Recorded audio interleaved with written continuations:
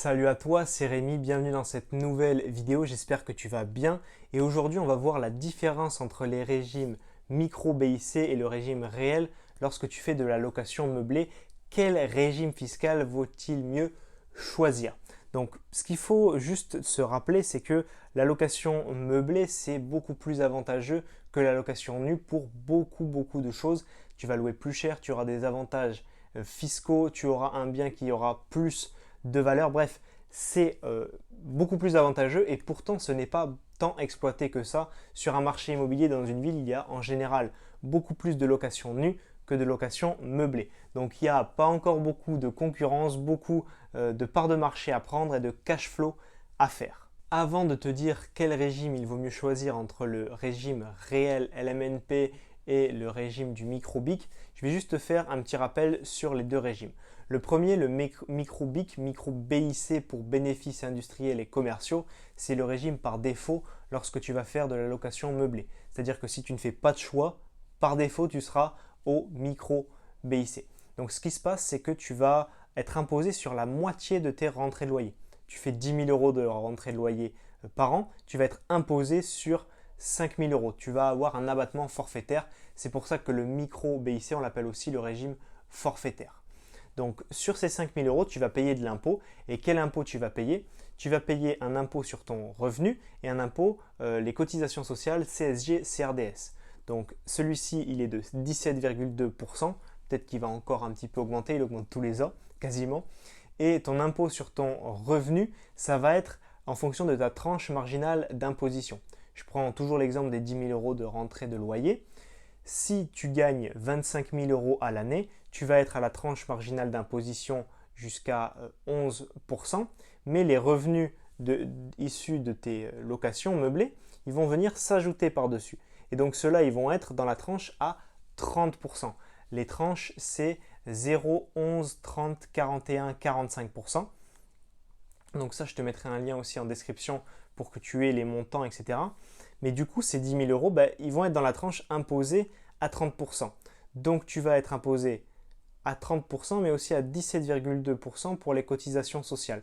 Donc, on a eu un abattement, tu es passé de 10 000 à 5 000 euros imposables, et sur ces 5 000, tu vas payer 47,2% d'impôt dans l'exemple où la personne a une tranche marginale d'imposition qui est à 30%. Et en payant donc ces 47,2% d'impôt, tu vas donc payer 2 360 euros d'impôt sur tes 10 000 euros de loyer. C'est-à-dire que tu vas payer à peu près un quart d'impôt. Petite précision, si ton logement est classé meublé de tourisme et ou étoilé par ta mairie, tu n'auras pas un abattement forfaitaire de 50%, mais un abattement de 71%. Donc tu ne payeras des impôts que sur les 29% restants de rentrée de loyer. Et dans le même exemple que précédemment, ça te fera payer 1 369 euros d'impôts. Donc là, c'est encore moins, mais tu payes quand même de l'impôt. Donc on va voir dans le régime réel LMNP que c'est encore plus avantageux parce que tu vas payer 0 euros d'impôt. Maintenant, on va parler du régime réel. Comme son nom l'indique, c'est que tu vas déclarer réellement les charges que tu as sur ton bien immobilier. C'est-à-dire que ta base imposable, si tu fais 10 000 euros de rentrée de loyer, ça va être 10 000 euros. Tu ne vas pas avoir d'abattements qui vont faire que tu vas passer à une base imposable de 5 000 euros ou une base imposable de 2 100 euros dans le cas du micro-BIC. Ta base imposable, c'est tes rentrées de loyer, c'est ton 10 000 euros à l'année, dans mon exemple. Sauf que ce que tu vas faire, c'est que tu vas venir réduire cette base imposable par tout un tas de charges qui incombent à ton bien pour ramener cette assiette imposable à zéro, voire dans le négatif pour plusieurs années. Dans ce régime fiscal du réel simplifié, tu as deux statuts qui coexistent, le LMNP et le LMP. Loueur meublé non professionnel et loueur meublé professionnel, ce sont deux statuts, donc deux fiscalités différentes, mais quand même qui se ressemblent assez. Je t'ai fait des vidéos à ce sujet, on ne va pas en parler dans cette vidéo pour pas trop la polluer parce qu'on veut juste choisir quel régime fiscal et pas quel statut entre le LMNP et le LMP. On veut juste choisir entre le régime du réel simplifié et le régime du micro-BIC. Au niveau de ce que tu vas pouvoir venir gommer de tes rentrées de loyer, tu vas avoir des choses que tu peux gommer une seule fois, des gros montants, comme par exemple les frais d'agence, les frais de notaire. Tu vas avoir des charges que tu vas pouvoir déduire tous les ans. ton assurance propriétaire non occupant, ta taxe foncière, tes charges de copropriété, l'internet, l'électricité, ta gérance, ta société de conciergerie, tes travaux d'entretien.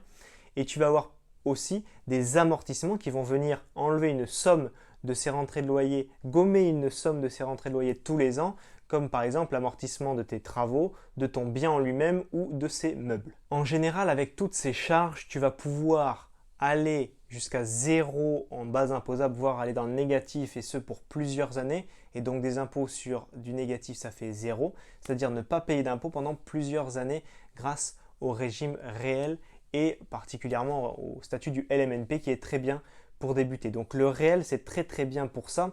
Et on va dire que dans 90% des cas, c'est plus avantageux que le micro BIC. Donc moi personnellement, j'accompagne énormément de gens pour investir dans l'immobilier. La plupart, c'est toujours pareil, le réel est beaucoup plus avantageux. Pourquoi? Parce qu'on veut faire de l'immobilier rentable, on se dirige vers des biens qui sont sous-cotés, où il y a besoin de travaux. Et donc ces biens-là, ils vont faire que tu vas avoir beaucoup de charges à déduire. On va dire que, je vais te donner un exemple d'un cas, bon pas forcément chiffré, mais dans lequel le micro-BIC pourrait être plus intéressant. C'est le fait d'acheter en fonds propres, le fait d'avoir une petite taxe foncière, des petites charges de copropriété, de ne pas avoir beaucoup de travaux, que le bien soit presque clé en main. Et là, peut-être qu'il serait préférable pour toi d'être en micro BIC. Et encore une fois, je te conseillerais toujours de faire classer ton bien immobilier pour avoir l'abattement de 71% et non 50%. Si tu as le profil d'une personne qui veut vite se dégager du cash flow mensuel, qui veut vivre de ses rentes immobilières, il faut te diriger vers des biens avec travaux, emprunter sur des durées longues, tu auras des intérêts d'emprunt à déduire, tu vas pouvoir faire beaucoup de cash, mais en même temps tu auras beaucoup de charges parce que tu auras fait des travaux, tu auras des intérêts, tu auras peut-être de la conciergerie, de la gérance, bref. Dans ce type de cas, il faut à 90% des cas se diriger vers du régime réel. C'est vraiment celui qui fonctionne le mieux et celui qui est réellement magique pour te faire payer 0 € d'impôt dans l'immobilier. Ne te pose pas trop de questions, commence à investir dans l'immobilier simplement en faisant du régime réel, statut LMNP, c'est une très très bonne niche fiscale, très bien pour commencer et pour pas être perdu. Ne t'éparpille pas à regarder tous les montages possibles, la SCI, le LMP, mais ensuite je vais passer en LMP, est-ce que je crée une société? Non, commence simplement, commence avec un bien, investis, fais ton petit LMNP tranquillement au réel dans ton coin et tout se passera très bien et ensuite tu réfléchiras à une autre stratégie. C'est en faisant ce genre d'opération qu'on crée de la bonne dette et du bon déficit. Donc si cette vidéo t'a plu, pense à la liker, pense à t'abonner et partage-la également avec des personnes qui se plaignent de trop payer d'impôts dans l'immobilier pour leur montrer qu'il y a réellement des façons de s'en sortir et de ne pas payer trop d'impôts. Donc si tu veux qu'on aille plus loin ensemble en immobilier, que je t'explique comment réussir ton premier investissement, qu'on aille plus loin ensemble au niveau de l'explication de la fiscalité immobilière, ce que j'ai fait, c'est que j'ai mis à ta disposition 1 heure de formation vidéo. Pour y accéder, c'est très simple, tu cliques dans le lien qui se trouve juste en dessous dans la description ou aussi sur le petit carré qui arrivera juste après sur l'écran et tu accéderas à 5 vidéos de formation privées et inédites qui t'expliqueront comment réussir ton premier investissement immobilier locatif. On se voit tous les deux dans ton espace membre privé de l'autre côté. C'était Rémi, à très vite. Ciao, ciao.